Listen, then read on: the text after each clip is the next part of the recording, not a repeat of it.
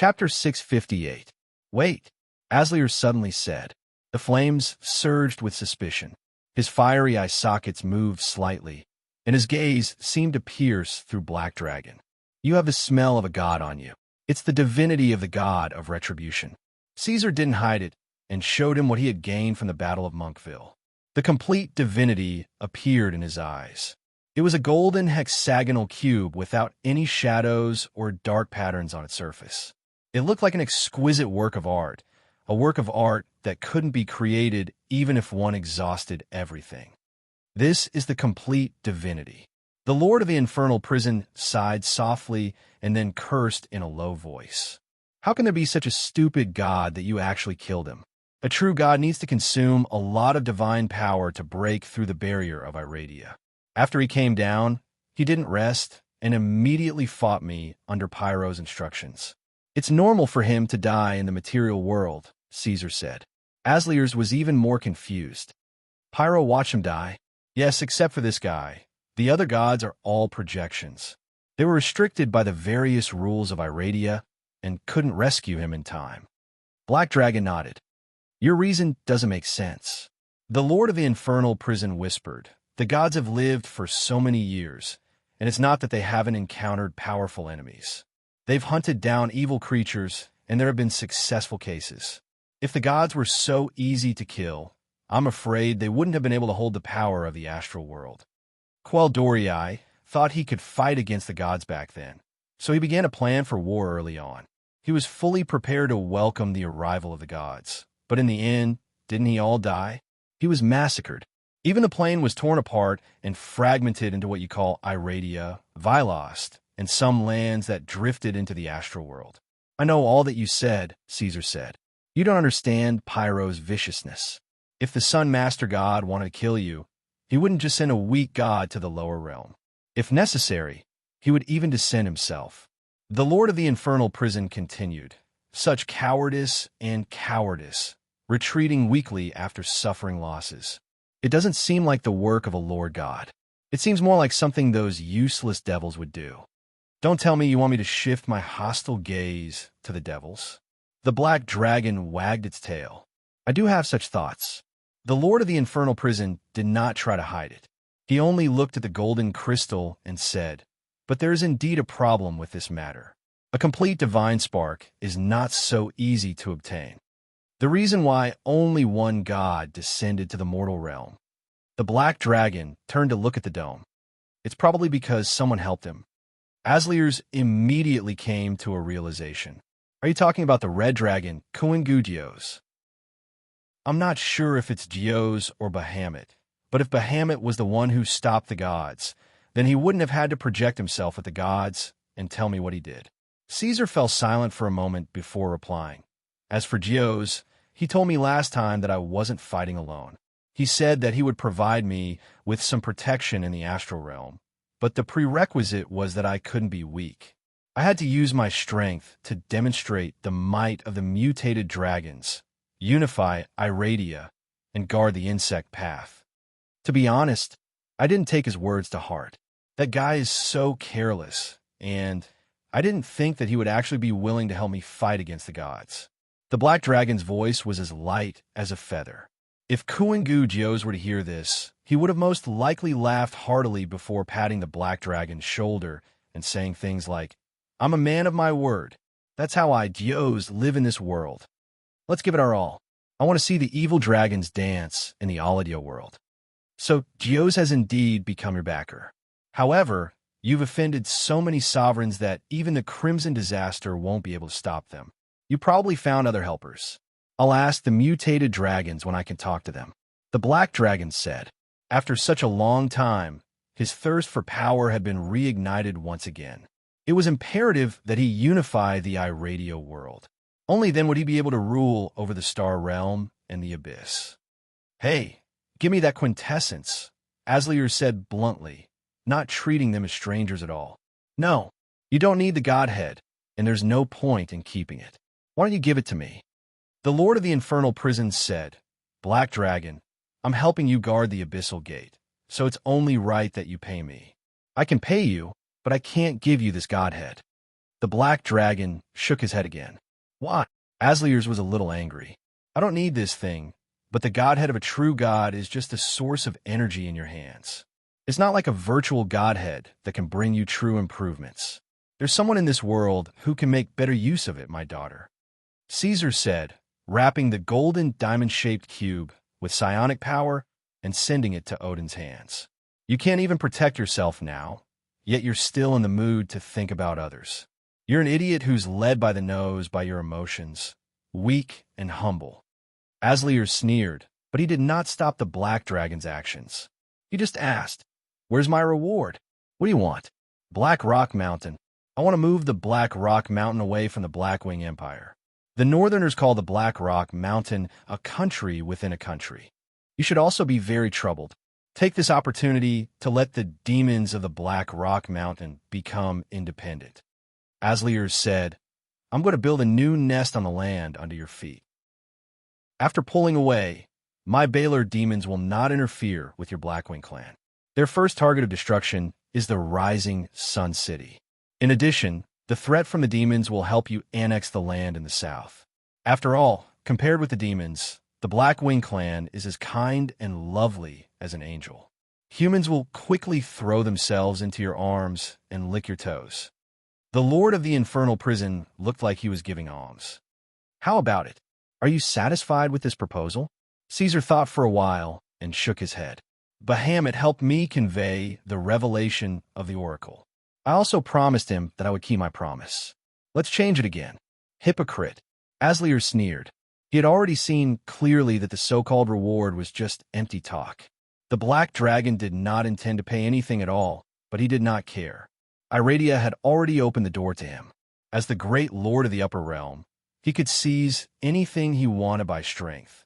This kind of weak material creature was not qualified to talk about a deal with him.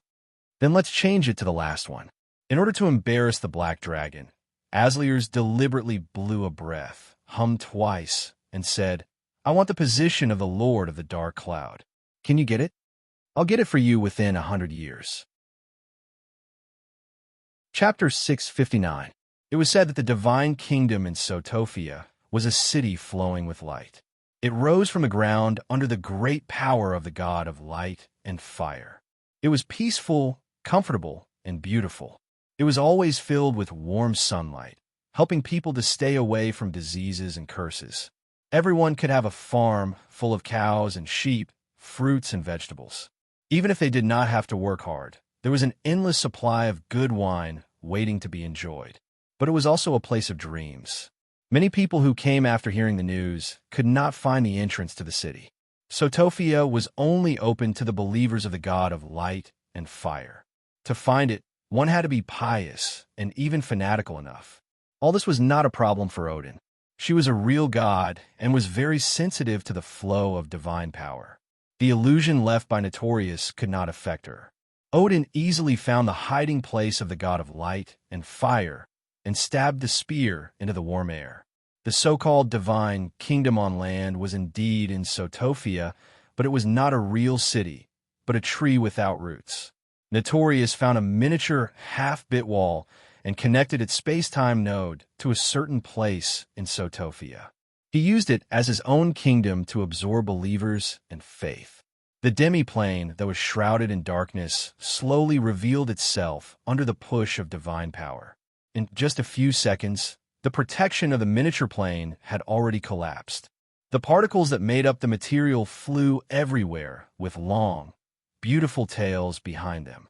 The brilliant light of elemental explosions and the disintegration of space could be seen everywhere. Waves of imperceptible seismic waves spread outwards. This shaking was not even enough to shake the water in the cup, but it cycled back and forth. After more than a dozen continuous vibrations, the entire demiplane finally showed its full appearance, and the door opened. Odin stepped into Notorious' divine kingdom. She briefly explored for a while, and found that this space was not as large and firm as Iradia. The rules of the plane were also very rough. Obviously, the god of light and fire did not really develop it. He only made some small modifications on the surface to make it look exquisite and beautiful. Odin flew along the low hills. There were continuous flower beds and orchards on both sides. The terrain was getting lower and lower. Finally, she saw a sparkling lake. The reflection of the lake showed a brilliant golden color, like flowing gold. On the shore of the lake was a settlement full of ancient style. The scale was between a town and a village. White stone pillars covered with vines were its border. In the center of the settlement stood a majestic palace. The layout was grand and elegant.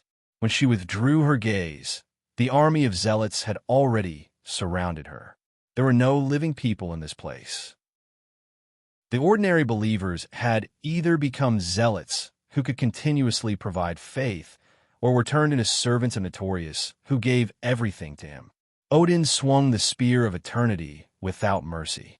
The spear of eternity bloomed with blazing light and pierced toward the zealots with invincible power. The army in front of Odin remained calm and did not retreat a single step. They used their fragile armor to take the full brunt of the attack. 1/3 of the zealots fell, but only the dull sound of falling could be heard. There was no cry of pain. Whether it was the zealots or the servants of God, in a sense, they could no longer be regarded as intelligent life. Slaughtering them would not burden Odin mentally. She easily cleared these small obstacles and ascended to Notorious Palace. The towering dome covered a huge area, and the inside of the majestic palace was unusually empty.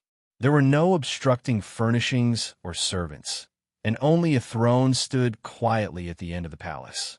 Odin dragged his spear forward, and his high-heeled silver boots made clacking sounds as he stepped on the marble floor.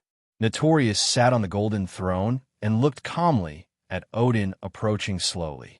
It was as if the person in front of him was not an intruder into his kingdom, but a friend who had come to visit. When Odin was only 30 meters away from him, Notorious suddenly sighed. When I heard that the son of the Black Dragon was also a god, I didn't want to believe it. I didn't expect it to be the case. Are these your last words? Notorious sighed. I have shown my concession and pulled back from the whirlpool of war. When the gods murdered the Black Dragon, I did not do anything.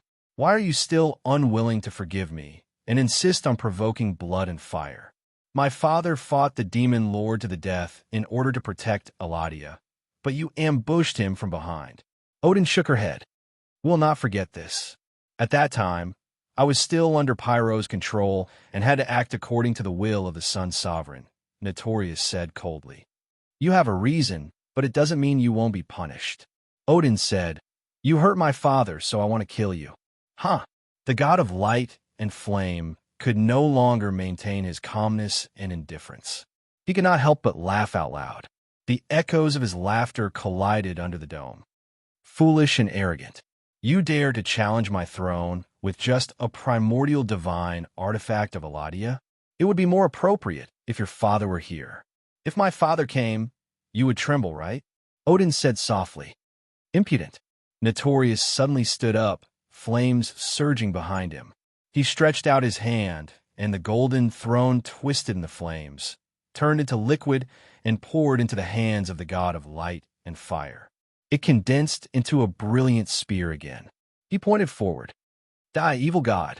The transformation was forcibly broken, and Odin revealed his true form as a dragon. His slender body of 20 meters was a good target. Notorious held the divine spear in his hand, and the magnificent divine light filled the palace. He stabbed at the imprisoned dragon fairy. With your weak divine power, you're not qualified to bear your fangs at me. What shocked Notorious was that the chains of order crisscrossed in the void and entangled the spear at an unimaginable speed. It was like a python entangling its prey until it was completely shattered. Don't you understand that the strength of divine power is not the standard to judge the dragon god? Her Majesty Tiamat is only a mid-level divine power, and His Majesty Bahamut is only a low-level divine power. Odin raised his head. His beautiful scales flashed with deep purple flowing light. He had entered his third form. But if you dare to face their true bodies, you will only be annihilated into dust by the unstoppable dragon breath. The purplish dragon lunged forward. Odin had already completely grasped the eternal spear. when he was in his dragon form, he had become one with it, allowing the indestructible and unstoppable characteristics of the eternal spear to spread to every corner of his body. Every movement of his was filled with unparalleled sharpness, easily piercing through the air and creating terrifying thunderous booms. A weak god is a weak god. The god of light and fire said coldly and moved quickly. Odin's sharp claws could only catch his residual shadow. Notorious could draw power from his divine kingdom at will. Endless divine spells could be released with just a thought. After another teleportation, he found an opportunity. Odin's scales were not as hard and thick as the Black Emperor's. The places where the divine spear slashed were cut like paper, leaving a terrible wound. The next moment, the dragon retaliated. His sharp claws covered Notorious without any gap and crushed his body. The god of light and fire had to distance himself and use his divine power to restore his body. Maybe I'm a weak god, but I heard that you, a mid-level god, were destroyed with just a glance. You only managed to survive under the protection of the Sun King. Odin showed her rare harshness. Is it true? Notorious was furious. That scene was undoubtedly a disgrace to him. Odin's words had touched the dignity of a god. He drew power from his divine kingdom like a mountain. Violent waves of divine power washed over the entire palace. Dazzling light condensed in the hands of the god of light and fire, instantly piercing through the dragon's body. This was exactly what Odin wanted. She did not feel much pressure here. Perhaps because of the deterrence of the Black Emperor, Notorious did not put much effort into building his divine kingdom. He only used it as a gimmick to attract believers and was ready to withdraw at any time. As the god of light and fire squandered in the battle, his unstable foundation was rapidly collapsing and disintegrating. The laws of his divine kingdom were also affected.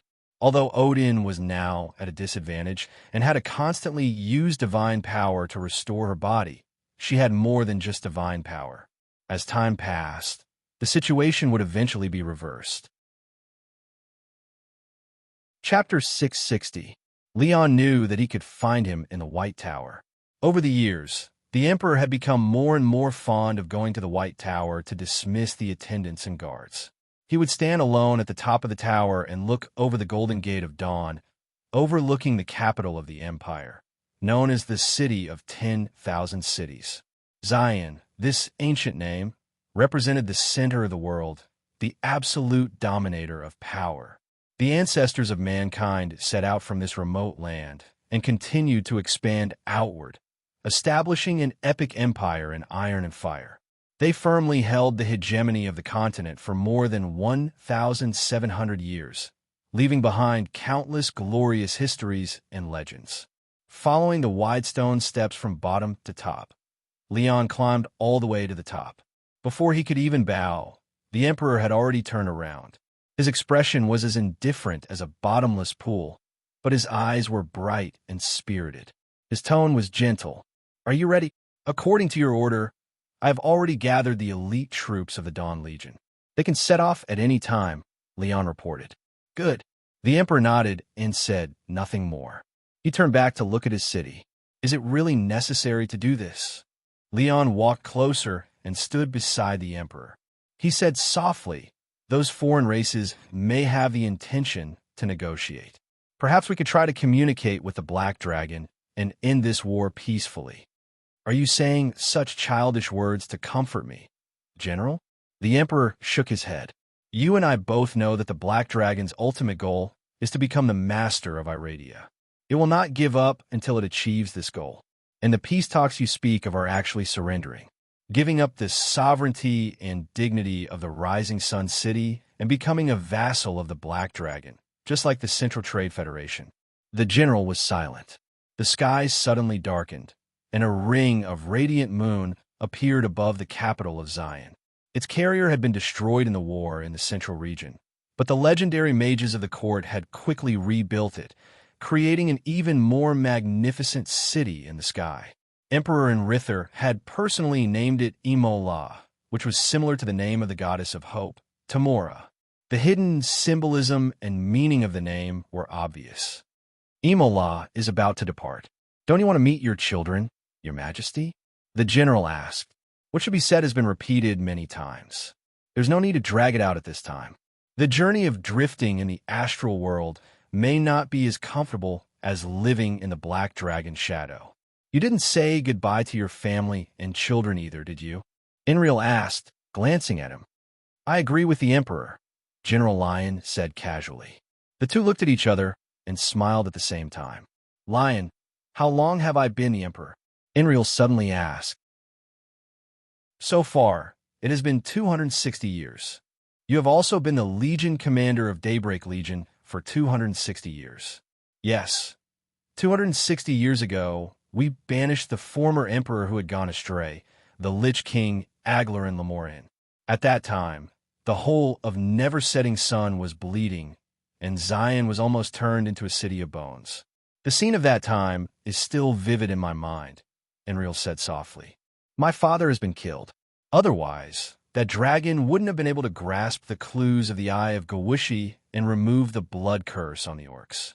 Is it because of this that the Emperor hates the Black Dragon? That's not it. Aglarin has embarked on the path of the undead. He can no longer be called a human. Of course, I will no longer see him as my father. Death is death. There's nothing to say. Enriel sneered. It's just that for so many years, I've been proud of my wisdom and bravery. I've always wanted to fight for greater hegemony for Never-Setting Sunday. But today, I realize that in the 200 years that Emperor Enriel has been in power, Never-Setting Sun has neither broken through the boundary of the gods, nor been able to resist the invasion of the foreign races. Everything I've done is even worse than Aglarin's. What a joke. We've defeated the Lord of the Abyss and captured the king of the Sea Tribe, the demonic fish. Under your rule, the military force and civilization of Never-Setting Sun have risen steadily. In another 100 or 200 years, the Radiant Moon Ring may really be able to deconstruct the rules of the gods. No one will laugh at such a feat, Lion shook his head.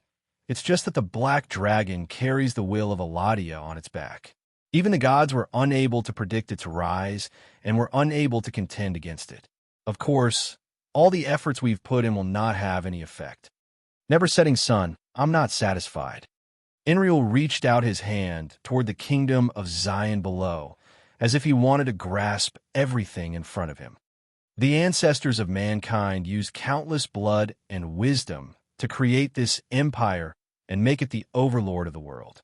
In 1,700 years, it has given birth to so many ideas, wealth, knowledge, and technology. Now it's like a ripe fruit, waiting to be picked by the foreign races.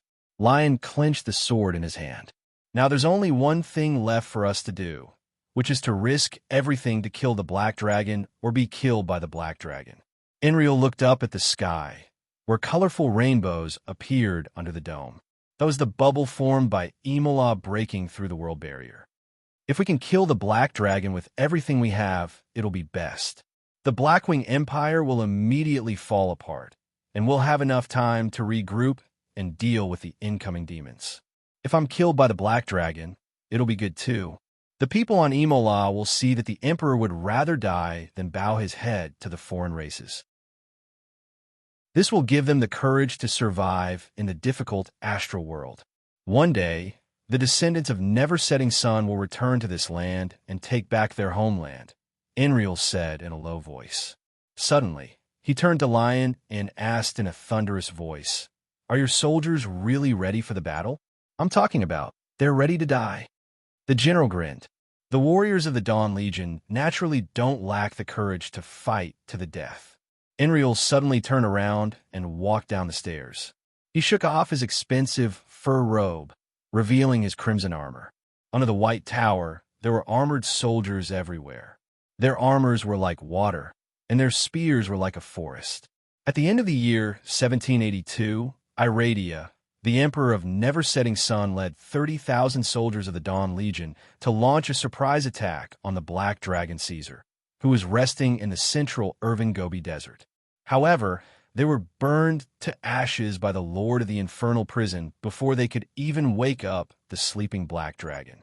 In the era when Never-Setting Sun and Blackwing Empire existed side by side, Enril proposed the alien threat theory and regarded the northern clans as the biggest threat to mankind. He was always full of malice toward the Black Emperor, who controlled the alien races. However, the funny thing was that, until the moment of his death, Enril had never seen the legendary Blackwing King with his own eyes. Weak people, even if you risk everything, you'll still die. Asliers mocked the defeated with a tone that bordered on disdain. After a long time, the Dark Emperor woke up from his deep slumber. Looking at the wreckage and flames that covered the battlefield, he was silent for a long time. Then he sighed softly and ordered his own clan, "I appreciate the final rise of these people.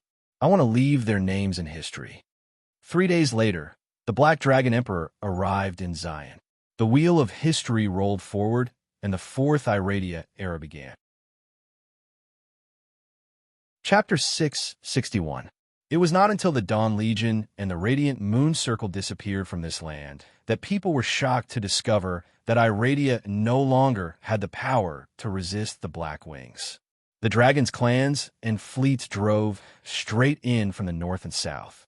In just 2 days, they captured more than 100 cities and swept through the whole territory of the Rising Sun City. Finally, they gathered under the capital of Ceylon, held back their claws and teeth, and waited calmly. 1 day later, the Black Dragon arrived in Ceylon. The huge empire that had ruled the continent for 1,700 years was destroyed. Soon, a grand celebration was held in Ceylon. The Black Dragon sat on a majestic throne and accepted the audience and worship of all the races in the world. Even the king of the deep sea, the demonic fish, was present. They expressed their allegiance to the supreme emperor and were willing to obey the orders of the Black Dragon. The demons in Iradia were frightened by the power of the Black Emperor and had to return to hell. At this point, Caesar became the veritable emperor of Iradia, the king of the sky, earth, and sea. Now, there was only one person in the whole material plane who had not bowed to the Black Emperor, the lord of the infernal prison, Asliers. For a title that is empty, you still want to hold this so-called ceremony? You cowardly creatures are really vain and pitiful. Besides, the Dawn Legion was obviously destroyed by me. If you want to be crowned, I should be the emperor. This was what the lord of the infernal prison said. After a period of cynicism towards the Black Dragon, Asliers flatly refused the invitation to the Black Dragon's coronation ceremony and returned to his own Black Rock Mountain. Caesar did not mind the absence of the lord of the infernal prison.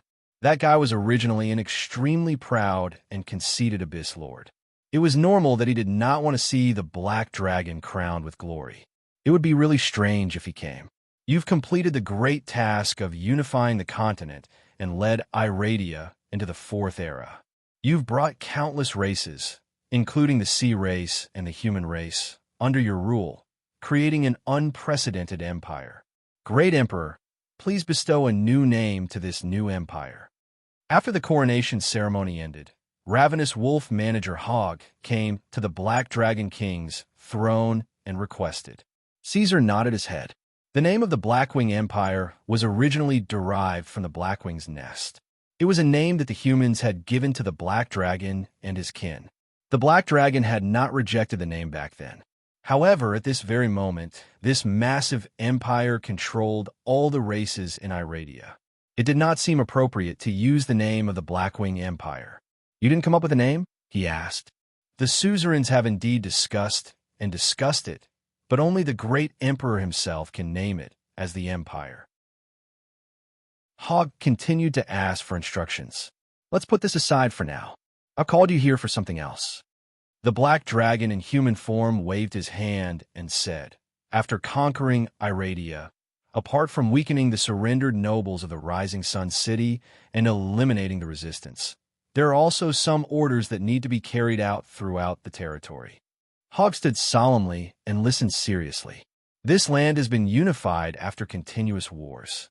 The empire should remove all kinds of taxes from the war period and reduce the taxes that all races need to pay. Let all races enter a state of peace and recuperation to prepare for the next war. Order the sea race to not swallow the islands on the sea.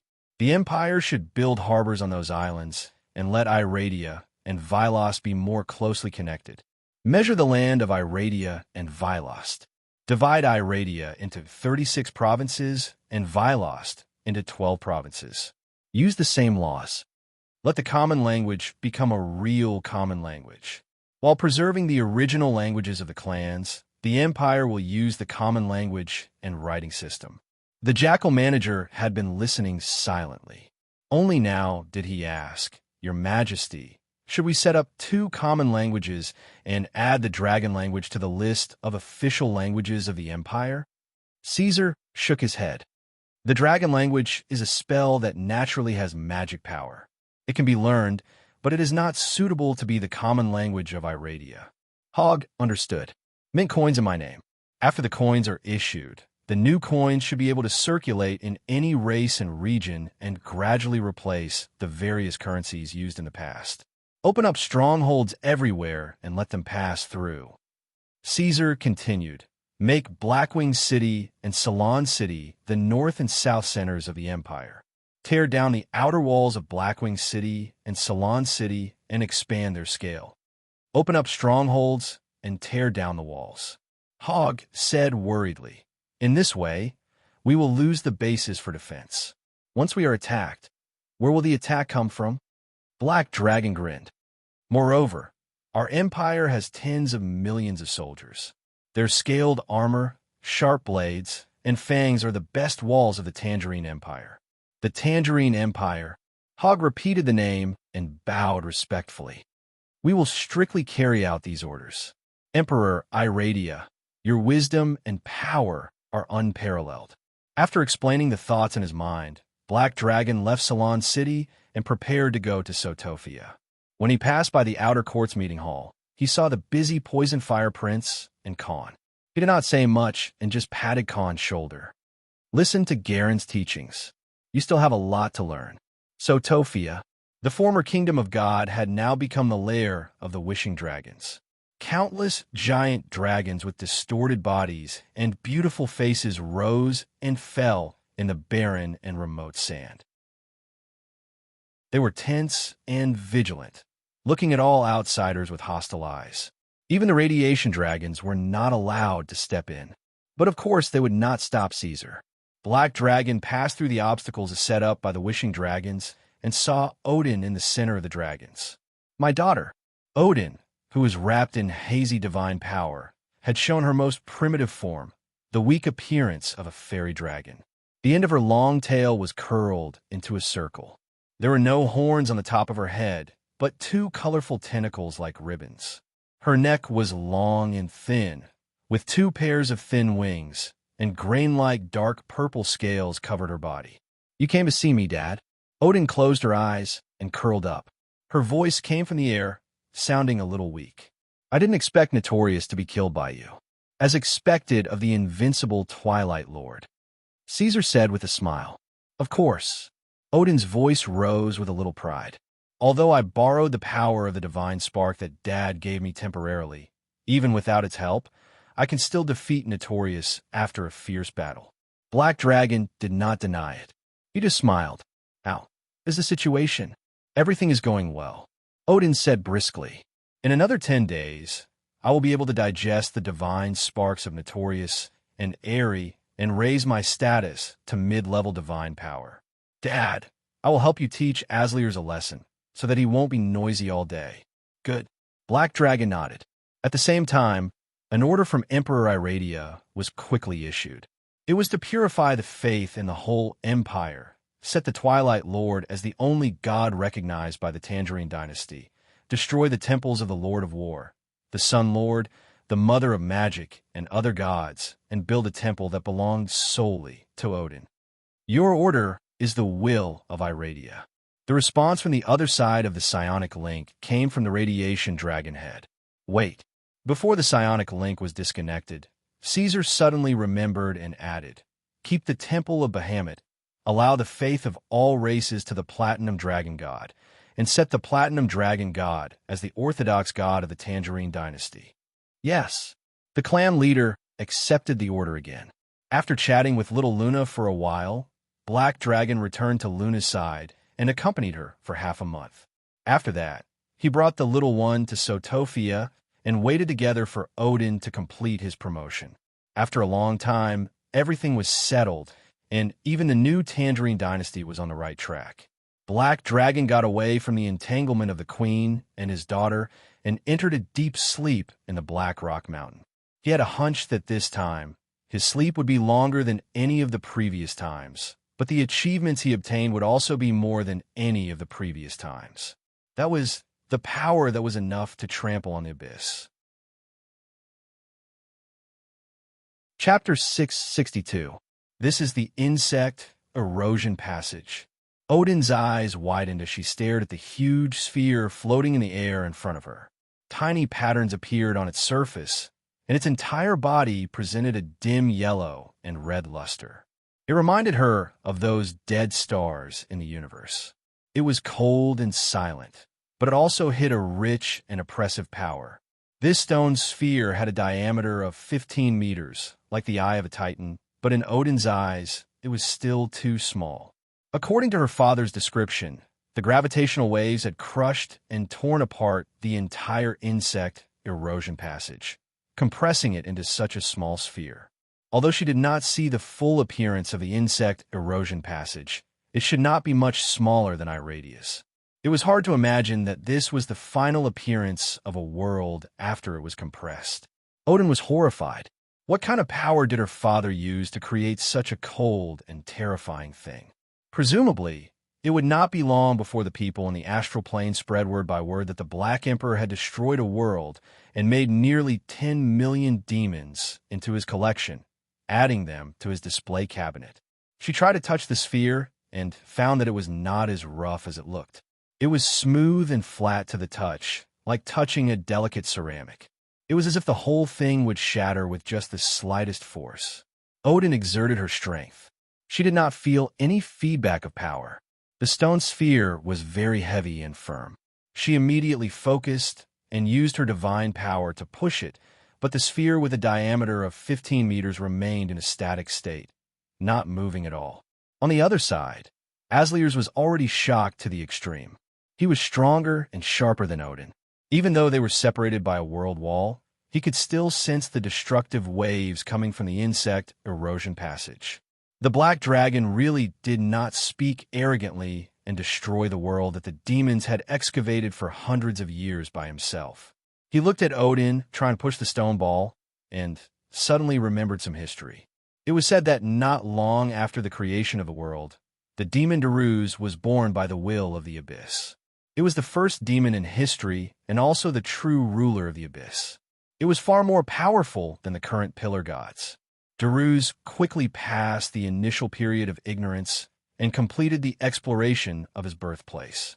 After that, he left the abyss for the astral plane, leaving behind a blasphemous sin slate at the edge of the origin sea. At that time, the gods used all means and methods, but they could not move the sin slate at all, let alone destroy it. It wasn't until the Serpent of Inception passed through the origin sea that the stone tablet was taken away. This was how Daruz arrogantly displayed his strength. Now, Asliers was facing a similar display of power. The Lord of the Infernal Prison had a bad feeling. Unfortunately, this is the best I can do, Caesar said with a hint of regret. Is this still not enough? Do you really want to compress a world into a bead and carry it around with you? Odin finally gave up trying to push the stone ball and moved his little face closer. That's not what I meant. Black Dragon shook his head. He had a clear idea. If he continued to strengthen the gravitational source of the insect erosion tunnel and continuously compress it, he would soon be able to create an absolutely dense, dark realm that distorted space-time. This dark realm would devour all tangible or intangible objects. No element, soul, God, or even light would be able to escape. Unfortunately, he was still unable to do this with his current strength and body. After all, this was an authority that reigned above the gods. Asliers, why don't you come over and talk? Caesar looked toward the Lord of the Infernal Prison. Showing off, Asliers snorted inwardly. He glanced at the Black Dragon and slowly floated over. The insect erosion tunnel has been destroyed. The threat of Iradia has been eliminated. You have nothing to worry about. Just go back and sleep, the flame devil said coldly. However, you must be careful of the dark cloud monarch. He will not forget Fortrick's death. Have you been to the bloody war in hell? Of course. Which Lord of the Abyss has not been to the bloody war? However, that was many years ago. Now that the demons have invaded, the situation in hell might have changed a lot. Dad wants to go to the bloody war? Odin interrupted. I want to go too. The bloody war is 100 times more intense than the insect erosion tunnel. It's not suitable for a young dragon. Asliers curled his lips in disdain. If this guy wants to go, then let him go alone. Odin's little face fell. Lightning suddenly flashed in the dark sky, illuminating the undulating mountain ridges in the distance, as well as countless corpses strewn all over the place. This half-plane originally belonged to the Achilles Birdmen, but was now occupied by Eladia's army. It was used by Odin as a node to attack the worm-eaten tunnel. It was already very late. The army was retreating and returning to the material world. Aslier scratched his chin in boredom and turned to the Black Dragon. You said you want to go to the bloody war in hell. Is that true? What does it have to do with you? It's true. Caesar looked up at the sky of the half-plane and seemed to be thinking about something. He smiled silently and grinned. The bloody war has nothing to do with me. However, I heard that Dios and Bahamut are both fighting in hell. They once gave me a lot of support. Now that I have the ability, of course I will find a way to help them. Looks like you really want to die. Asliers whispered. The Lord of the Dark Cloud, the Demon Prince, and the Undead King, the 3 Abyss Pillar Gods, have all come to hell. The Sun King, the Mother of Magic, and the Lord of the Elves are also fighting in the bloody war. The most terrifying one is Asmodeus, the Lord of 9 Hells. Are you sure about his attitude towards you? Don't mention the Abyss Pillar Gods. They are enemies. I don't care about the Lord of 9 Hells' attitude. He can't make enemies for himself at this time. As for the 3 lords, I have been hiding in Iradia for so long. There will be a time when I will go out. If they want to fight, they can try. Caesar smiled. Although hell is dangerous, it is not as terrible as you said. Dios, Mad Clamor, and those mutated dragons should be my allies. I should go and meet them. If you want to die, there is nothing I can do. But don't expect me to help you.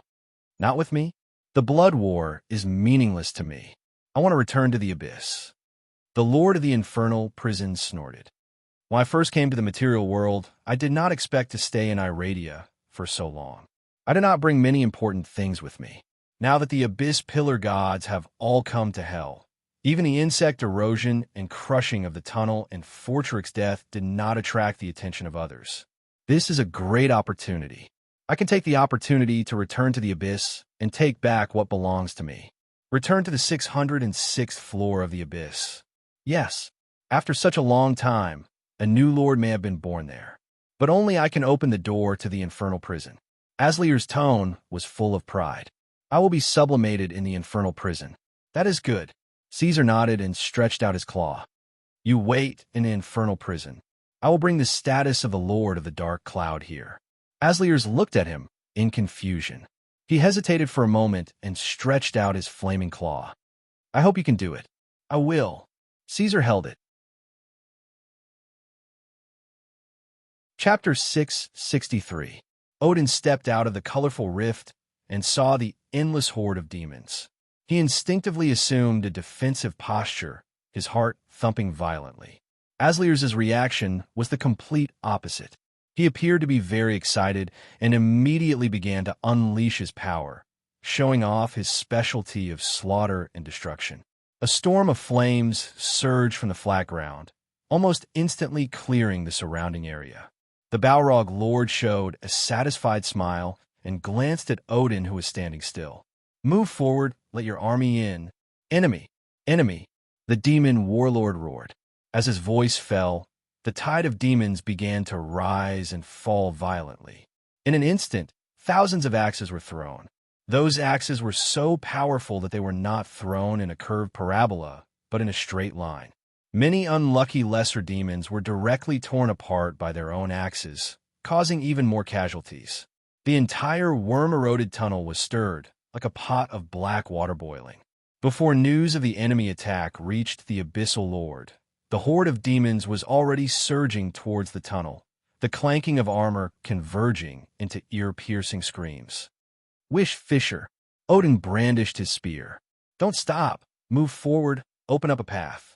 Asliers ordered the soldiers who entered the worm-eroded tunnel one after another, playing the role of a lord for the first time. Iradia's army had already been reorganized and was now walking out of the rift behind the lord of the infernal prison in an orderly manner. Wish dragons, radiation dragons, hypertrophic demon hounds, and heavy-armored orcs. They brandished their claws and sharp blades as soon as they appeared, throwing themselves into the cruel battle. The cannons of the Arcanitech devices spat out fire without any delay. The dragons roared, the demons howled, and the war began to heat up. Odin stole a glance at the lord of the infernal prison. The latter was letting out a deafening roar, wantonly unleashing his power, indiscriminately attacking every demon that tried to approach him. It was as if he was risking his life. Looks like he really can be trusted. Odin was completely relieved. Odin was shocked when she heard the howls of the Beastmen. She was very familiar with the Beastmen. These were the followers of the Black Emperor from the time of Blackwing's Nest. They were not the kind of race that would scream so easily. She pierced through the dozen Hezru in front of her with her spear and looked over. A Beastman's armor was shattered, and there were many holes in it. He threw away his battle axe and knelt on the ground. His face was red as he cried out in pain. The great chief of the Orc Skull walked quickly to his side and shouted, "What are you doing? Stand up." But he could not stand up. The injured Orc warrior's breathing was as rapid as a drum.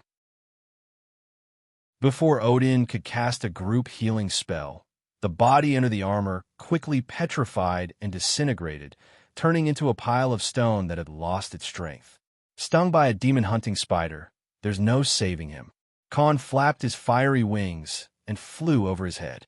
He roared, "Maintain the formation and continue the battle." Boom! As Iradia's army pressed forward, blood-red lightning appeared in the sky, crisscrossing and dancing. That was the power of the Chained King, Fortrick, suppressing the waves of flames of the Lord of the Infernal Prison. Then, a figure covered in thorns walked out of the demon tide and squeezed into the field of vision of everyone on the battlefield. Odin instinctively stabbed with her spear. The indestructible sharpness forced the figure to stop. He stretched out his claws and grabbed the blazing divine light. He took a step back, stood still, and continued forward. A divine weapon from the material world? The Chained King, Fortrick, spoke. His skin was a hard shell, densely covered with small, curved barbs. His dark gaze passed through the layers of obstacles. He first glanced at Odin, then fixed his gaze on the Lord of the Infernal Prison. "Long time no see, Asliers. You took the initiative to stand in front of me. Are you here to die?" Asliers did not speak. He stared coldly at his opponent. The demons were very afraid of Fortrick. They did not dare to move forward if he did not speak. They twisted their bodies and hissed softly. "He seems very strong." Odin raised his head and looked at the Lord of the Infernal Prison, the brother of the King of Dark Cloud, the great Lord of the Abyss. Of course he's strong. The Lord of the Infernal Prison fiddled with his bone claws and gathered the flames. But in the end, he's just a demon. It's not that he can't be killed. This guy has no brain. Nero paced silently and stood beside them. Khan also flapped his wings and landed. Devil controlled the starship to float above their heads. Iradia's strongest forces gathered together and pointed their weapons outwards. Long before we entered the tunnel, I had already guessed that even if it was not Fortrick, it would be Antoine or Kerbergs. Anyway, we would definitely encounter a great lord. Aziliers grinned and turned his face. "Now that the real enemy has appeared, little dragon fledgling, do you want to send all your spawns up there? It's up to you."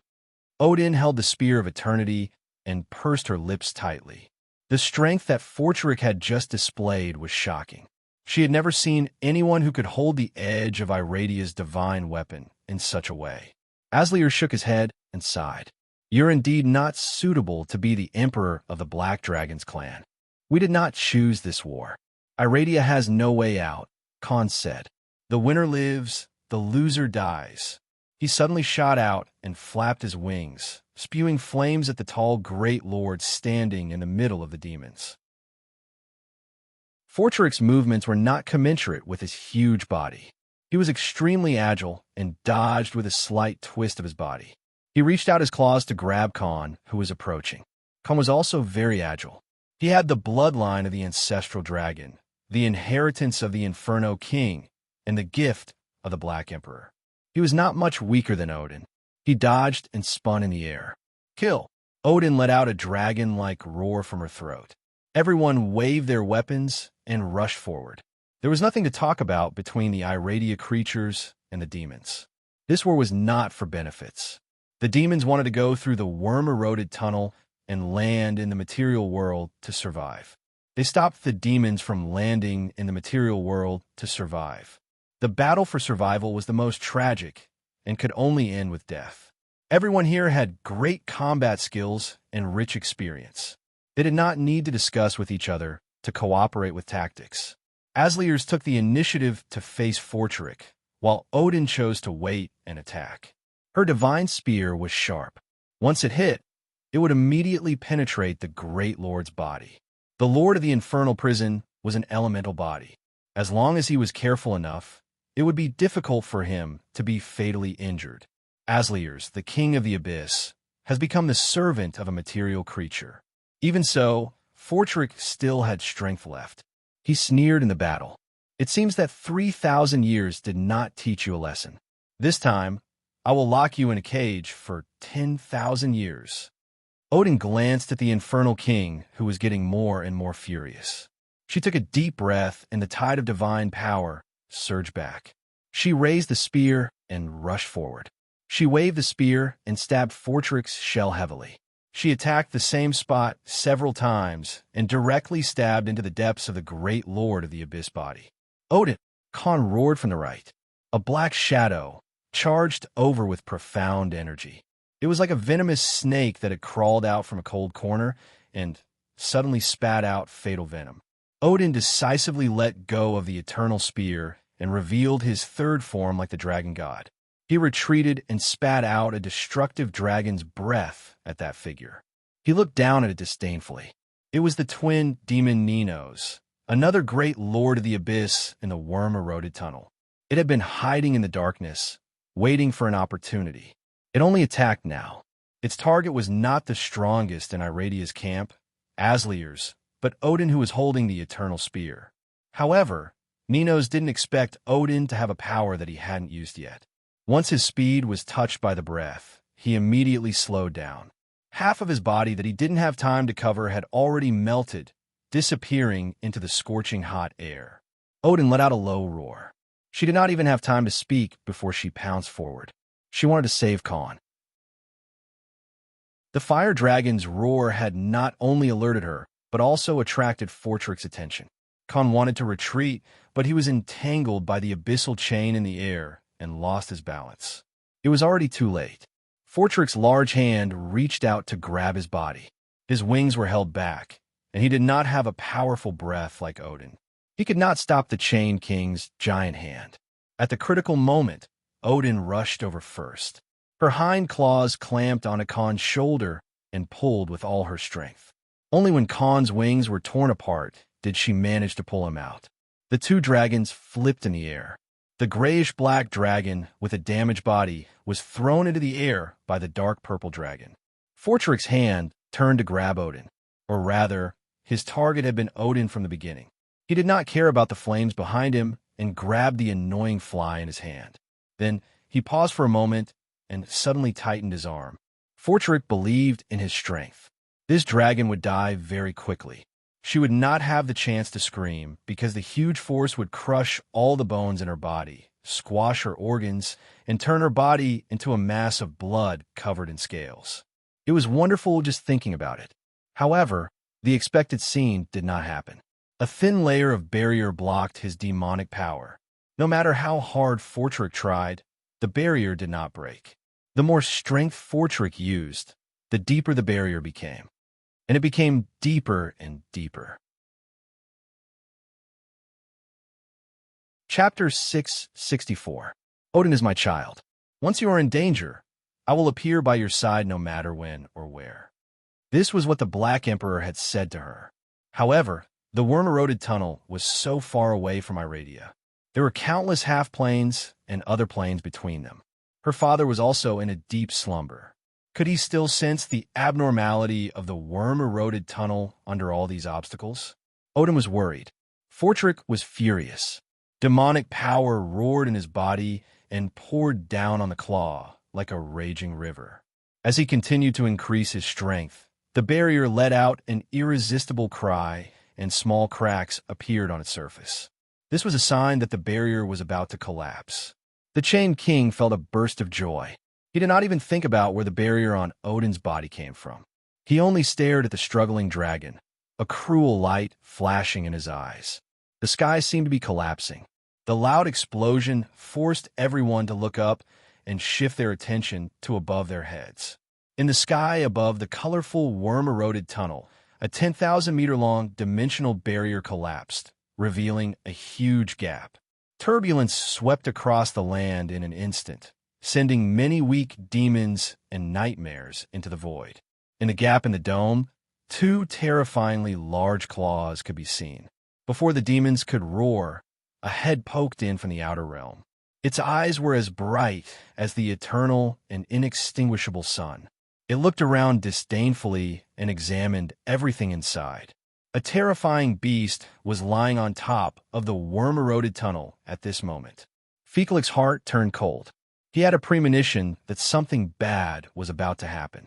That majestic aura showed the absolute power of the invader, causing his confidence to instantly shrink back into the cold underground cave. But even so, the Abyssal Lord still revealed the viciousness of a demon. He erupted with all his strength in an instant, determined to crush the dragon in his hand into a pulp before anything else. Unfortunately, he would not get what he wanted. A strong gravitational force acted on Fortrick from all directions. Not only did it force him to give up his grip, but it also pulled this Lord of the Abyss off the ground and pulled him into the air. Roar! For the first time, the Abyssal Emperor, who had always been at ease while surrounded by enemies, let out a roar from his throat. The loud roar showed the enormous pressure he was under at this moment. The demonic chains that once entangled Khan appeared again, densely packed and crisscrossing in the void, trying to help him stabilize his body and strength. However, all of this was in vain. Under the blazing golden gaze of the behemoth, the demonic chain collapsed and shattered as soon as it appeared, disintegrating into illusory energy. Frederick's arm, which was holding Odin, suddenly broke and blood splattered out. He could no longer maintain the stability of his body. In front of an irresistible force, he was dragged into the sky at an extremely fast speed, unable to resist and unable to stop. "Black Dragon!" Fortrick roared. No one answered.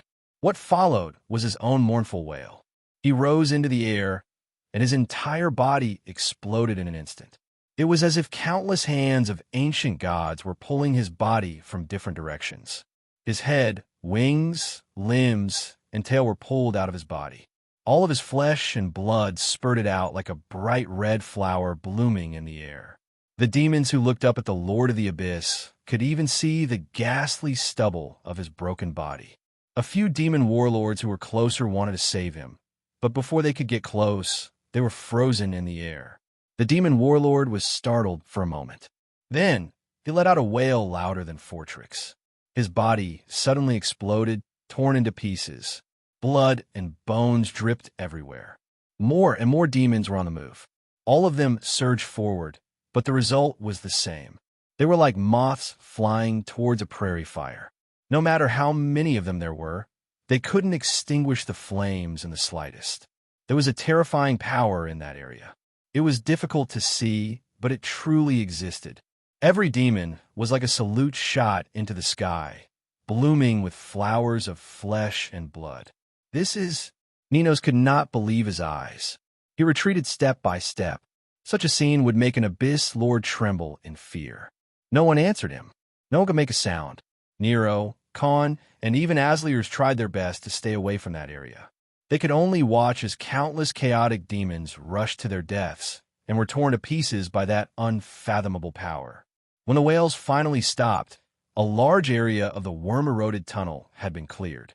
The ground was filled with bloody limbs and flesh. The exposed bones were twisted into an unimaginable shape.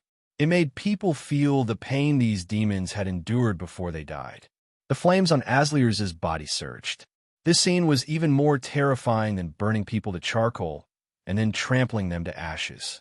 It was like a tragedy that the most powerful and cruel evil god could create. The air was filled with the stench of blood. The worm-eroded tunnel was clearly hotter than the material world, but no one could sweat at this moment.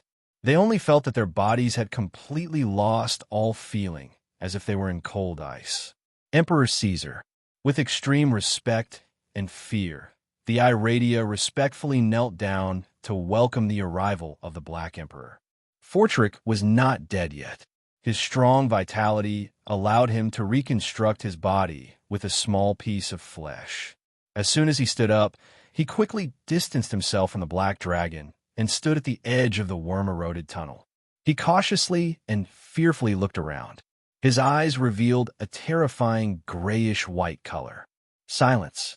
Even breathing could not be heard. There was only the sound of burning flames. Odin and Aslier's looked at each other. Only then did they gasp for breath with great difficulty.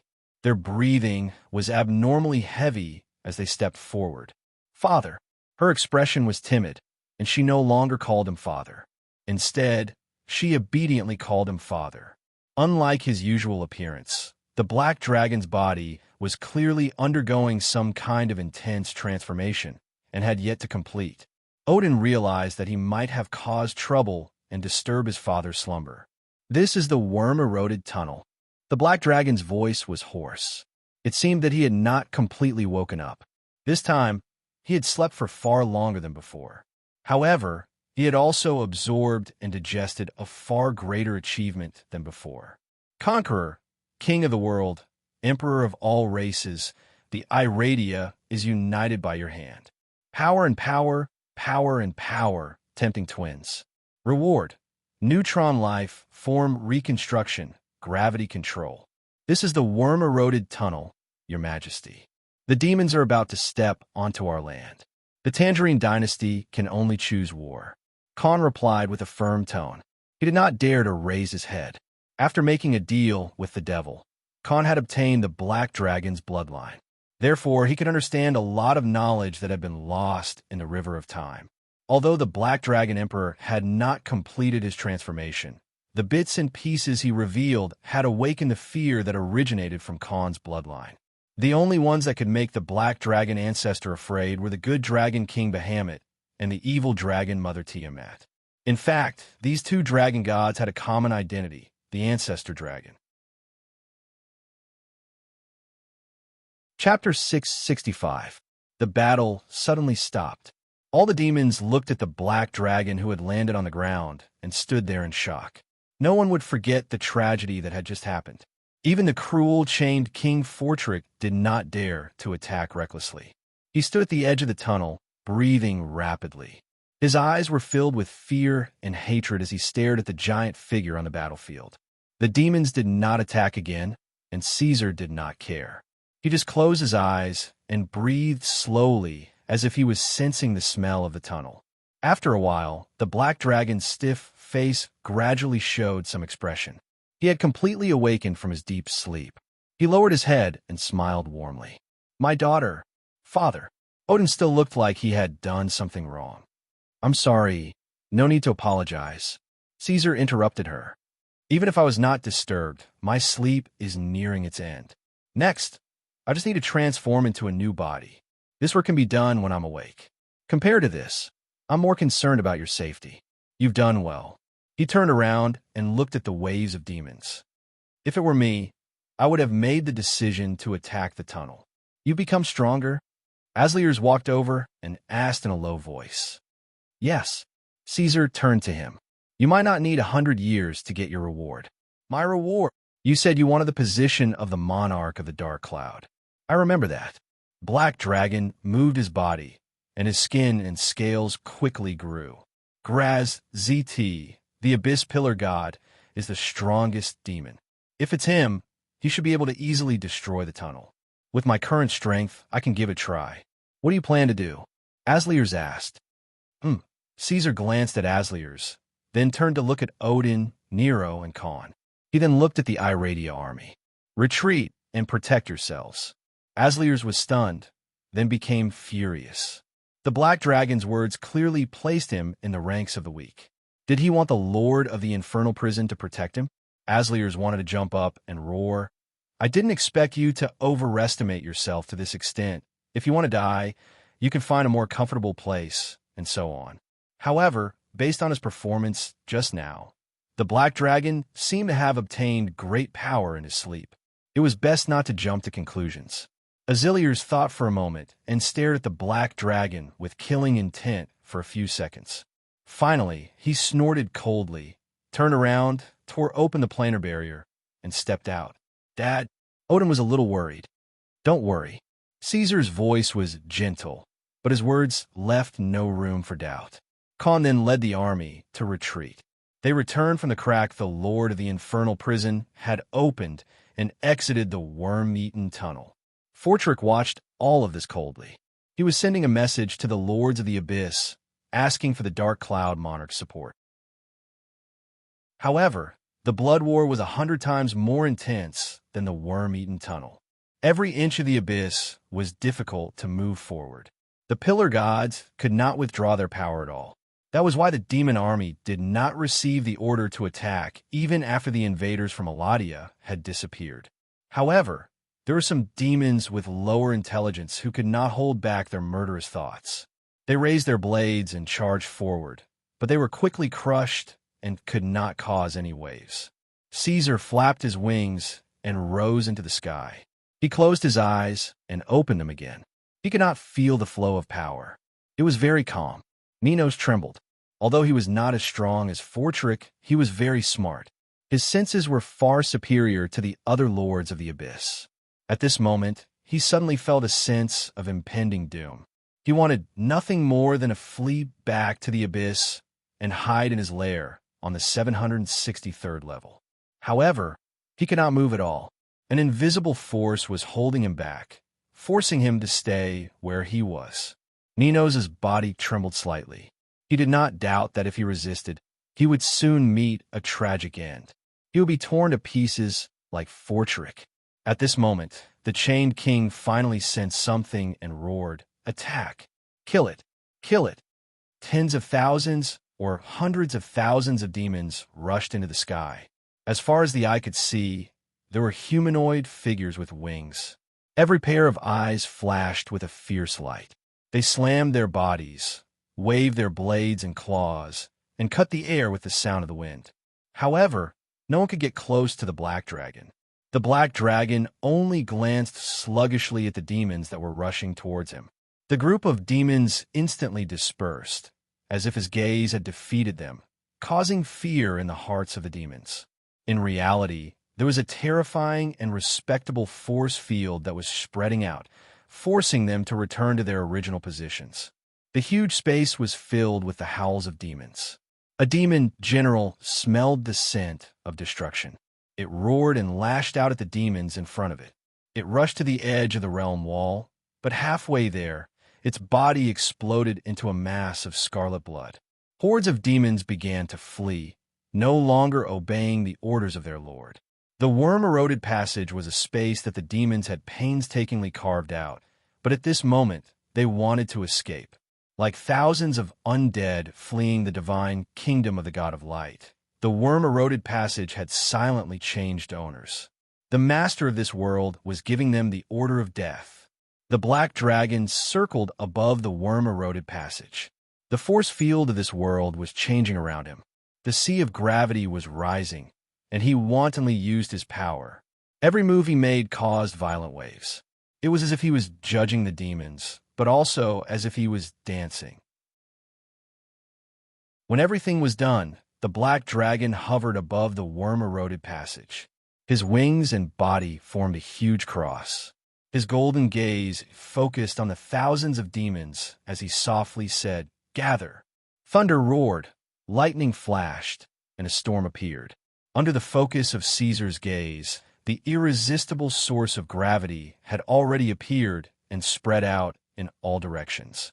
The Earth's crust was lifted up layer by layer and swept towards the source of gravity. Even the clouds in the sky could not escape and were pulled into particles. All matter and life rushed in that direction without any regard for their own safety. Fortrick fell heavily to the ground. His powerful hind legs could no longer support his body. He seemed to be bound by an invisible net and dragged towards the end of his life. "No!" The Lord of the Abyss roared. His demon power surged. His huge eyes flowed with changing light. He raised his head forcefully and stared at the figure in the sky. "I am a chained king, Fortrick. Only I can decide whether I live or die." He roared. The demon chains appeared again and wrapped around Fortrick's body, helping him stand up in a spasming posture. "The worm-eroded passage is not my end." All the demons were drawn into the terrifying source of gravity. Only Feklik was moving in the opposite direction. He resisted the supreme force and walked forward step by step. His face was covered in scarlet blood, and his expression was ferocious and terrifying. He suddenly ran, roaring and madly running through the hurricane and dust storm. He used all the power he could muster and jumped high towards the black dragon. He let out a deafening roar, and his claws flowed with fatal light.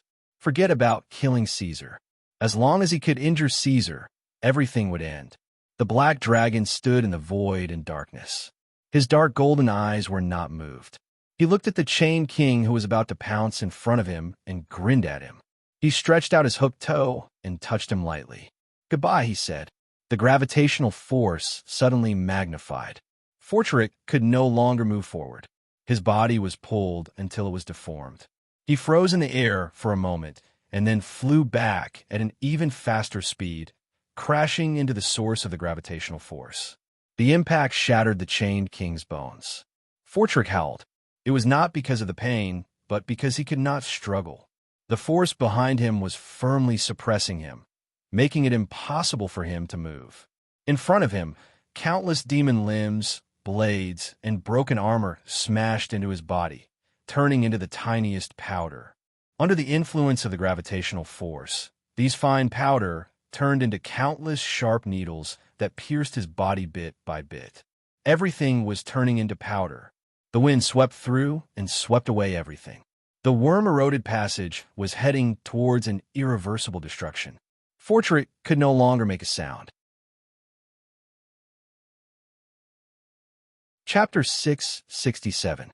Above the river Styx, within the crimson moon, there seemed to be a layer of molten gold flowing around. A warm, bloody wind swept across the area, accompanied by the mutterings of the devils. This 10-odd-li-long river bend was called Thorn Bend. To the south was a bottomless abyss, and to the north was the crisscrossed Liao Castle. This section of the river bend was slightly concave to the land, and was a rare shallow bend for anchoring. The magic power of the water of the Styx River was weak here, so it would not swallow the hull. The imps gathered there and rode on their pure black feathers on the river Styx. Every day, hundreds of thousands of fresh souls were brought to shore. This was something that had never happened before. Most of the souls had already been determined before they entered the 9 hells. These currencies belonged to the various dukes of hell. They would receive their receiver at a certain point in the river Styx and be thrown into prison wagons to be sent to the territory of their intended ruler. After a long period of oppression, they would be squeezed dry of all their value. But with the invasion of the abyss, the first level of hell had completely fallen. Duke Norton had also left his humble servants forever. The souls that originally flowed to the first level of hell were now ownerless. The other dukes couldn't just sit by and watch the precious treasures disappear, so they fought for the ownerless souls before the river Styx flowed into the abyss. A fight of this scale would definitely lead to chaos. The master of the second level of hell wanted to stop it, but it was a joint decision of the Duke of Hell. It involved everyone's interests. Even the Lord of 9 Hells sent people to participate. So, The Duke of Sheehan of the second level of Hell had no choice but to make an agreement that only the weakest and lowest ranked imps were allowed to enter Thorn Bay to reduce the chaos as much as possible. It was time to harvest again. The boiling water flowed down the river with the wailing souls. Immediately, hundreds and thousands of devils came forward. They stretched their necks and sniffed at the unfortunate newcomers. They used their steel forks to fish the souls out of the river while pushing the other Kuro to the side. The local devils referred to these outsiders as shameful thieves. They had squeezed their way in from the other planes of hell, paddled the Kuro, and picked out every valuable soul.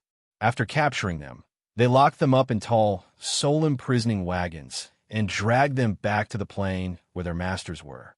Spike demons and barb demons were the most despicable demons. It was very difficult for them to find an opportunity to rise. They were treated as dust on the battlefield, and it was even more difficult for them to obtain the qualifications to go fishing in the material world. They could only rely on their own labor to accumulate rewards bit by bit. After working for hundreds of years, they could finally be promoted. The appearance of Thorn Bay was a good thing for them. They only needed to rely on a pitchfork and a bunch of Kuro to swim in the blood-stained river. As long as they could find a valuable spirit soul, they would be rewarded by their superiors and have the possibility of being promoted. In the river bend, Kullo and MTA formed a team. They flapped their little red wings, clenched their teeth, and pushed the other little demons away. They dragged Kuro to the river bank, the steel pitchforks in their hands full of howling souls. They were demons from the second level of hell. They didn't look very big, and they looked like round balls with eyes, mouths, horns, and fleshy wings. Someone had been waiting for them for a long time. The dark-skinned soul catcher was standing on the shore that was covered in blood. Wearing a ragged armor, the prison cart beside him was waving its green claws at them. Bawo bawo. Two little demons jumped on the Kuro, waving their pitchforks. We'll call it a day. We got the best one. These two rolling ball demons and the captor of souls could be called colleagues. They were loyal to a powerful mind eater. Every day, when it was time to harvest, the captor of souls would wait here. Kullo and MTA would snatch the most valuable souls from the river Styx and send them to their superiors. How good is the best one this time? The captor of souls grinned, revealing a mouth full of eerie teeth. Although his face was repulsive, his words didn't have a hint of terror. It seems to be a king of some material world. A soul like this will definitely be able to squeeze out a lot of sin. Kullo waved his pitchfork. Bawo opened the prison wagon, and Kullo and MTA stuck their pitchforks in, shaking the souls into the prison wagon like they were shaking insects. This was the happiest time of the day. Although a portion of the souls in the prison wagon had to be handed over to their superiors, the Heart Eater, the rest would be sent to the Grand Duke. Every one of them could make the Grand Duke write an extra line in their book. At this rate, you'll be able to complete your promotion after another year of work. The captor of souls encouraged them. At that time, I'll be Kullo the barb demon. The little demon tossed up and down, feeling proud. Suddenly, he froze. The three demons turned their heads and saw a figure on the riverbank not far away. It was a giant dragon that was hundreds of meters long. Its body was covered in bright and hard scales. Its body was thick and strong, and its head was shockingly large. There were twisted horns on it, and its fangs were fierce. When it looked around, its eyes flashed with red light. It appeared just like that, tore through the world barrier, and suddenly descended. Enemy, enemy, enemy, enemy attack. Kullo was terrified. He jumped up like a bouncing ball. MTA, he quickly covered his mouth. In order to deal with the threat from the abyss, the Master of Nine Hells hoped that all the gods, civilizations, and races could join the bloody battle against the demons. Hell opened the door that had been closed for a long time to the astral world. Many creatures from the outside world came to Hell because of this. Among them were many evil creatures that were lured by benefits, but there were also many kind creatures that voluntarily resisted the abyss. The Master of Nine Hells welcomed all of them. He claimed that as long as they did not destroy the ecology and order of Hell, They were friends of the demons. The Duke of Hell took out all kinds of treasures, each of which was extremely valuable, and generously gave them to every living creature that bathed in blood in the bloody battle. That was why dragons weren't a rare sight in Hell. Chromatic dragons, metal dragons, and many other legendary dragon species whose identities were hard to identify had all left their footprints in this world, whizzing past the blood-red dome. It was just that the dragon's appearance was too strange. It was very scary, and its expression was full of aggression. That was why Kullo cried out in surprise. They looked at each other, and for some reason, there was a sudden, awkward silence. After a while, he gathered his courage and flapped his wings. "Are you going to join the army of the various races of Hell?" Caesar looked at the somewhat timid little demon in front of him. Suddenly, he felt that the Hell of Bator seemed to be different from what he had imagined. He smiled slightly, and the lines on his face softened. "How do I join?" "That depends on which army you want to join. The armies of King Tiamat, King Bahamut, King Pharazer, and King Dios are all the armies of the dragon army that fought in the bloody battle," MTA explained excitedly. "But this is the second level of Hell, and those armies are near the Skull Pillar. You can join our army first and enter the first level of the battlefield. If you want, I can take you to see the Duke of Xian now." These words were true, but MTA also had his own thoughts. This dragon looked very powerful. If he could introduce it to the Duke of Xian and let it join the army of the demons, he could accumulate a lot of merits. Caesar did not answer.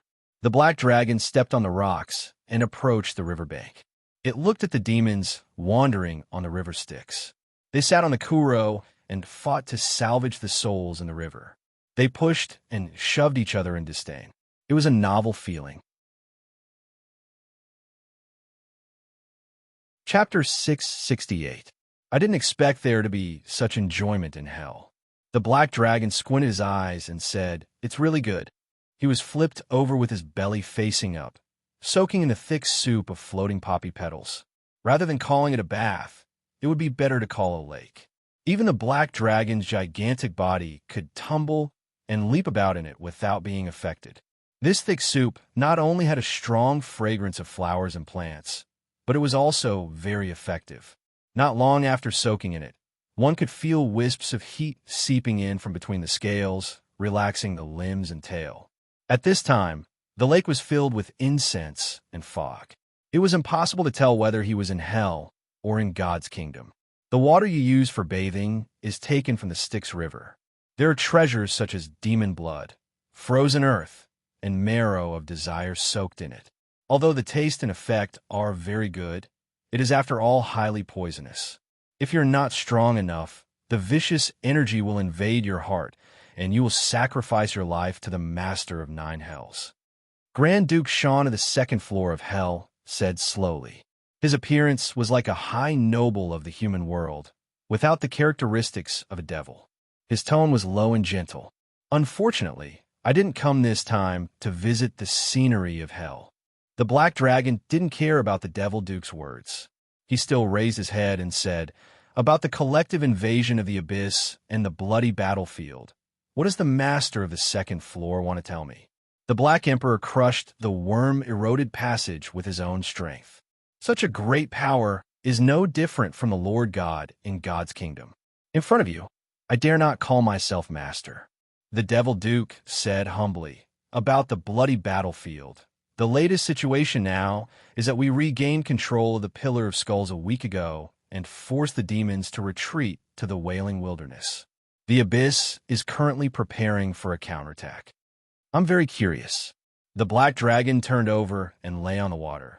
Although the Abyss is known as bottomless and has countless lords and armies, there are only a few most powerful pillar gods and kings.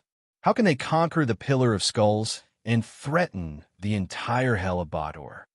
In fact, the enemy we have to face is not only the demons. Devil Duke was silent for a moment before asking, "Has the Black Emperor heard of the Outer Gods?" "I once heard Dios mention that it was because the Outer Gods projection appeared at the bottom of the Abyss and was about to squeeze into the Abyss that caused the demons to flee and invade the Hell of Bator and the material world." Caesar thought for a moment. Is there really such a thing? Yes. The Duke Fiend confirmed, a new kind of creature was born in the abyss. It is called the Dominator. It is a demon that was transformed from the corruption of the outer gods. It is something even crazier and more violent than the demons. The Dominator will sometimes attack the demons, but its greater desire is to break through the boundary of hell. After transforming into a Dominator, their lifespan will be shortened to just a few days, and their strength will increase exponentially. This greatly strengthens the legion of demons, making the invasion even more difficult to deal with. No wonder hell opened its doors to the entire astral world and summoned all the powerhouses to participate in the battle in the name of the Master of Nine Hells. Caesar replied casually and was silent for a long time. His eyes flashed with a strange light. He had an inexplicable sense of familiarity with the name Dominator. It reminded him of the terrifying eyeball under his right wing. Even after advancing to the neutron form, the eye did not disappear. It was like some kind of lingering mark that could not be removed, following him like a shadow. The three demon pillar gods abandoned their palaces and left the abyss because they were afraid of corruption. They settled down in the wailing soil on the first level of hell. However, due to the indulgence of the three pillar gods, the Master of Nine Hells guessed that a very powerful Dominator might have been born at the bottom of the abyss. What else do the demons know about the outer gods? Caesar asked. The Duke Fiend of Hell smiled with a hint of self-mockery in his smile. After thinking for a while, he said, "This is not the first time the outer gods have appeared. The astral world we live in has already been invaded by the outer gods once. At that time, the ancient gods led by the Snake of Inception, Dragon Creator Io, and Nether King Kalankalat repelled the invasion at the cost of their lives. Billions of years have passed, and the ancient gods we revere cannot be resurrected. However, the heavily injured outer gods have gradually awakened from their slumber. They wander outside our world, but they will gradually seep into the astral world. If we don't cut them off, soon even their real bodies will squeeze in." The black dragon stood up from the lake, shook off the water on his body, and looked into the Duke Fiend of Hell's eyes. "If we repel the demons and seal the abyss, can we stop the outer gods from descending? In fact, it's not possible." The Duke Fiend of Hell's face was filled with sadness. "The outer gods have already awakened. Even if we repel the demons and abandon the abyss, we can only stall for time and struggle at death's door. The outer gods will still descend in the astral world in at most 1,000 years. 1,000 years is not short," the black dragon said. "Yes, but no matter what we do, no matter how we fiddle with the world's orbit, we can't reverse the outcome of destruction. In fact, the efforts of the ancient gods are only delaying it once." The Duke Fiend of Hell's voice was hoarse, and there was an unusual fluctuation of emotions. "The outer gods will not die. They will only keep returning." Caesar was silent. He had felt the outer gods time and time again in the Black Dream, so he could not understand the Duke Fiend of Hell's pessimism and despair. In his opinion, the outer gods were not immortal. "I'm telling you this because the Black Emperor is a powerhouse in the astral world and has the right to know. Moreover, I've also received the authorization of the Master of Nine Hells." The Duke Fiend of Hell calmed down and said, "Although we devils are called evil, we are also a race that emphasizes absolute order. The truth behind this matter is not even known to many of the new gods. If this matter is spread, I'm afraid it will cause large-scale panic and chaos. Many devils will be annihilated in self-doubt. I only hope that you can keep this a secret and try not to spread it." He bowed to the black dragon. "Please understand." When he finished speaking, there was a rustling sound. Dozens of lustful demons who were in charge of cleaning the black dragon's scales and were currently kneeling at the side were stunned. They immediately became uneasy and pulled out their sin whips while vigilantly looking around. The Duke Fiend of Hell saw that they were nervous and also looked around. He shook his head at the black dragon. "It's the sound of the first level of hell. Sometimes when the battle between the powerhouses is too intense, the aftershocks will even penetrate the boundary wall and directly shake the area we live in." The rustling sound rang out again. This time, Caesar heard it clearly. It was not the aftershocks of a battle, but something that stood outside the world and gently scraped the second level of hell. The boundary wall collapsed due to the powerful pressure, producing a pealing sound. The next moment, the sound became deafening. The ground suddenly bulged, and countless pieces of Earth's crust and gravel were thrown into the sky. It was like a newborn dragon breaking an eggshell. A giant snake without a head or tail appeared under the broken boundary wall. It curled up and stretched like a giant pillar connecting heaven and earth. All creatures in front of it were as small as ants and mosquitoes. Chapter 669. The black dragon flapped its wings and took off from the ground. It glanced at the Duke of Hell and found that the master of the second level was also frightened. The thing stretched out in an instant and then struck down from above with a fierce wind. Caesar stepped back casually, and the headless and tailless snake smashed heavily into the place where he had been standing. Its heavy body, which was thousands of meters long, caused the originally bulging ground to sink, splashing dirt and stones everywhere. The sky immediately darkened, and an ink-like energy blocked out the sunlight. Countless demons were running around on the ground. Some were shouting, some were roaring, and some were giving orders. The senior demons wanted to stabilize the situation, but they couldn't find their superiors in the chaos. A strange, strong stench came out from the monster. The ground shook again, and then there were continuous howls. The howls rose from the ground to the sky, as if the demons were being lifted up by something. The howls were so shrill that it was as if 1,000 knives were scraping their bones. Then they all quieted down. There were muffled sounds in the air. Wet and hot rain fell on the ground, bringing with it a strong smell of blood.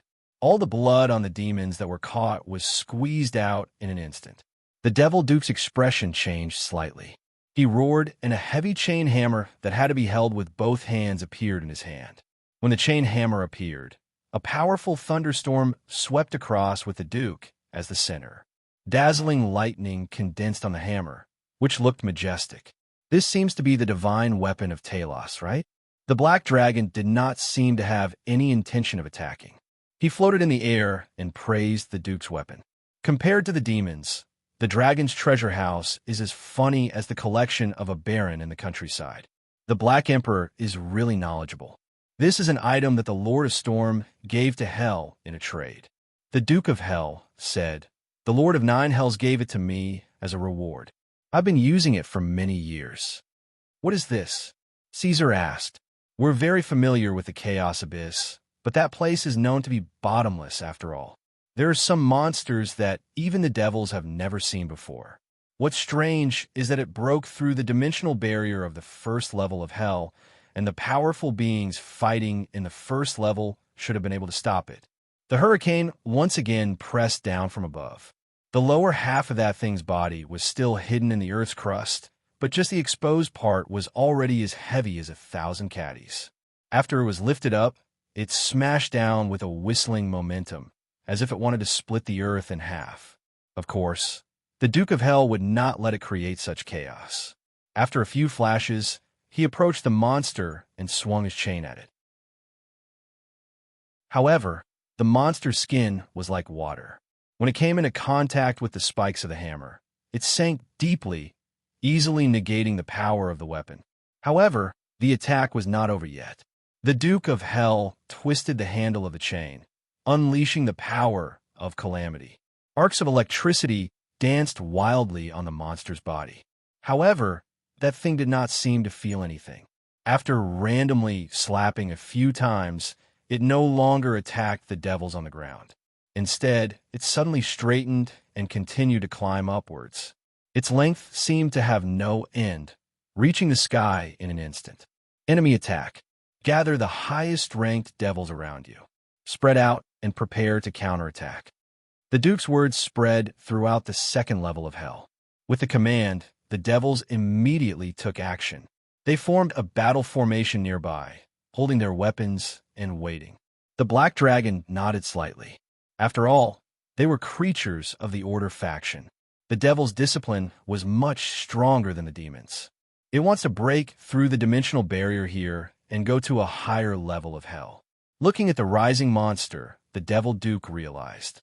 Next, the master of the second level began to use his full strength. His combat power was similar to that of a mid-level god, and the weapon in his hand was also a high-grade divine weapon. Such a Devil Duke could easily slaughter a low-magic world. He swung the flail of the Lord of Storms, hitting the monster heavily again and again. The snake had no head or tail. Its body was slippery and slippery. There were no scales on its skin, only countless black protrusions that looked like abscesses. It was being hit, and violent arcs of electricity danced wildly on its body, tearing apart its skin and muscles. The continuous attacks finally caused the headless and tailless snake to feel pain. It suddenly stopped, no longer climbing upwards. The abscesses burst. From top to bottom, thousands of eyes opened at the same time. Countless rays of death swept across, and those eyes opened and closed crazily as if they had broken free from their shackles. Every eye was bloodshot, and looking at them together, it was as if there were countless human faces all over its body. Some were angry, some were frightened, and some were sad. Every expression was hysterical. Even in the deepest nightmares, it was difficult to see such an indescribable taboo. The light beams shot out from the eyes plowed through the ground, leaving behind deep ravines. The armors of the devils were like paper, unable to resist at all. After being swept by the light beams, they immediately exploded, causing a rain of blood to splatter everywhere. "This is the ruler," the Devil Duke murmured. An indescribable fear gripped his heart. It wants to break through the dimensional barrier of the second level. He then roared, "Your Majesty, Black Emperor, I can no longer stop it. I beg for your help." "I seem to have seen this thing many times," Caesar whispered, feeling a sense of déjà vu. He stared at the headless and tailless thing, hovering in the air, motionless. In the destructive rays of light, the black dragon's body seemed to be immortal, completely unaffected by the attacks. He stretched out his claws, opened them in the direction of the headless and tailless snake, and slowly twisted to the right. Black Emperor, the Duke of Hell, who was waiting on the side, was dumbfounded. He didn't know what Caesar was going to do. He didn't feel the surge of power, nor did he feel the flow of psionic energy. Were the creatures of the material world so strong that they could kill their enemies with just a posture? The monster gave him the answer to his question.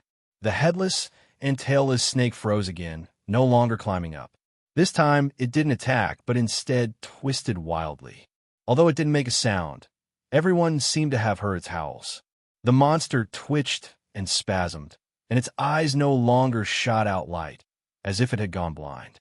It repeatedly slammed on the ground, making earth-shattering noises. Then, it was cut in half from the middle. It was as if there was an invisible giant guillotine that cut its body in half. However, the monster still wasn't dead. The two halves of its body were still twisting wildly. Caesar tightened his claws. This time, countless giant guillotines cut the strange snake's body from all directions and angles, cutting it into 100, 1,000, 10,000, and endless parts.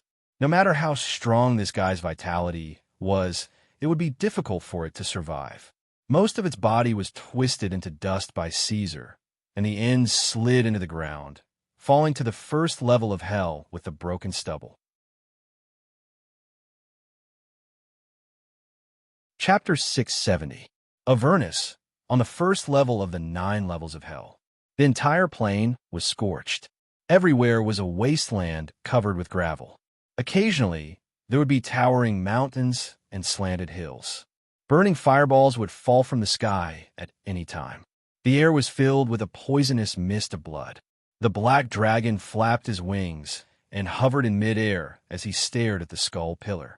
The Black Emperor's power is truly astonishing. If it weren't for the fact that I swore an oath to the Lord of the 9 levels of hell, I would even be willing to pledge my loyalty to you.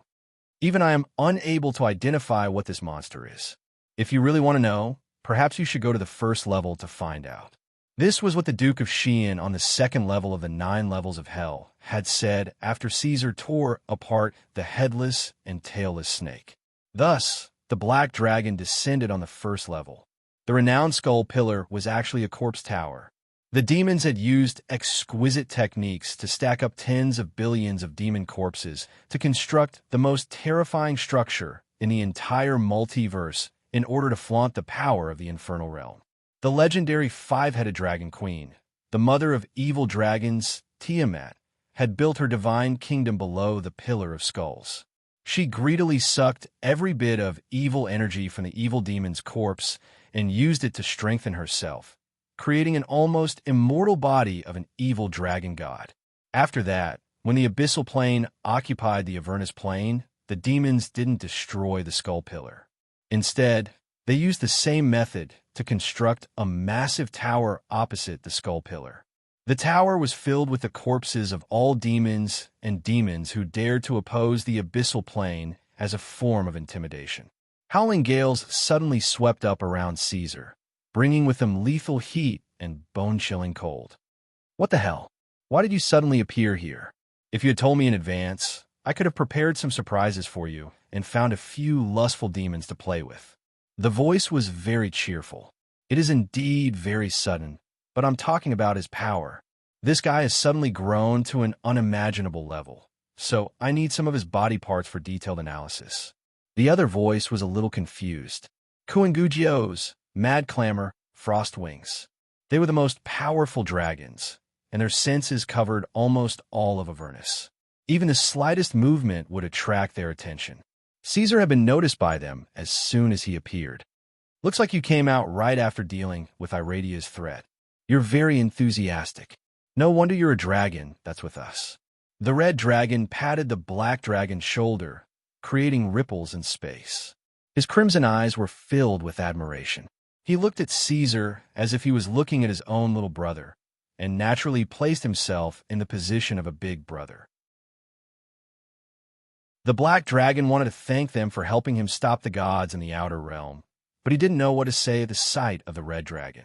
At this moment, he suddenly felt a sharp pain all over his body. He turned to discover that the white dragon was holding a scale in its claws. That was his scale. The Mad Clamor had plucked out a scale from his neutron state, and there was a satisfied expression on its face as if it had obtained some kind of precious treasure. Don't mind this crazy guy. He didn't mean to offend you. He offended everyone. Dios patted the black dragon's shoulder again. As his power increased, Caesar's body gradually became more and more difficult to approach. Setting aside the fact that he was immune to gravity, just the boundless radiation around him was extremely fearsome. However, this dragon who was exuding the scent of sulfur and flames had already come into contact with his body many times in a short period of time, and he didn't seem to care at all. Dios, Mad Clamor. Caesar opened his mouth and told him about the headless snake. Yes, we didn't see the end of it either. That thing was so big that it could reach from the abyss to the second level of hell. However, it has been dealt with. Dios nodded. That monster was obviously not right, but the red dragon was still able to act as if nothing had happened. It hasn't been dealt with. Mad Clamor said calmly. That thing is not a snake. It is an amalgamation of countless rulers of the abyss. The thing that reached into the underworld was only one of its tentacles. The white dragon's words painted a terrifying picture. Imagine that at the bottom of the abyss, a huge amalgamation was twisting, roaring, and then raising a terrifying tentacle. This tentacle crossed the gap between the abyss and hell, and all the creatures it encountered along the way were as small as ants and mosquitoes. It pierced through the barrier between the first and second levels of hell, and wanted to reach the highest point of hell. So it's a big octopus. Why did it only reach up with a small hand? The red dragon shook his head. He probably couldn't imagine such a scene. I've done a similar experiment. The white dragon said, these things evolved from the amalgamation of countless consciousnesses. When they were just born, they usually couldn't control themselves very well. Such a big thing. I'm afraid it won't be easy to burn it all. The red dragon scratched his chin. There's no need to burn it. There's a simpler way. Mad Clamor directed Dios's gaze to Caesar. I just analyzed his scales. This guy made himself into a neutron state, and all the particles in his body are tightly arranged. If he removes the limit of mass, it will cause the world to distort. Combined with his deeds of twisting the worm-eroded passage into a ball, I think he has already mastered gravity. This power represents the basic rules of the astral plane, comparable to the monsters of the planet. In front of him, there's nothing to be proud of. Then isn't he very dangerous for me? The red dragon said, but his face showed an eager expression. There's no need to try. I've already calculated it for you. The white dragon said, in 2 months, you will win, but it will be difficult to kill him. If his particle form is strengthened again, those things of yours are really boring. The red dragon snorted twice, and his upright scales relaxed. His thoughts jumped again. Do you want to celebrate? Conquer the abyss for us. It's best not. Before entering the abyss, we still have to defeat the 3 pillar gods. The white dragon shook his head. Isn't conquering a celebration? Caesar said. Dios froze for a moment, then grinned, revealing a mouth full of fangs. Conquering a celebration. This sentence really resonates with me. If you weren't an evil dragon, you wouldn't be able to say such a thing. The red dragon looked at the ground. Unlike Caesar, most of the red dragon's dependents were his own descendants. Their level of life and strength were much stronger. The dragon army was galloping on the ground of hell, entangling with the tide-like demons. They were invincible and unstoppable. You're tuning in to the Warrior Lore YouTube channel. Don't forget to subscribe and join us on this journey to catch the most captivating stories.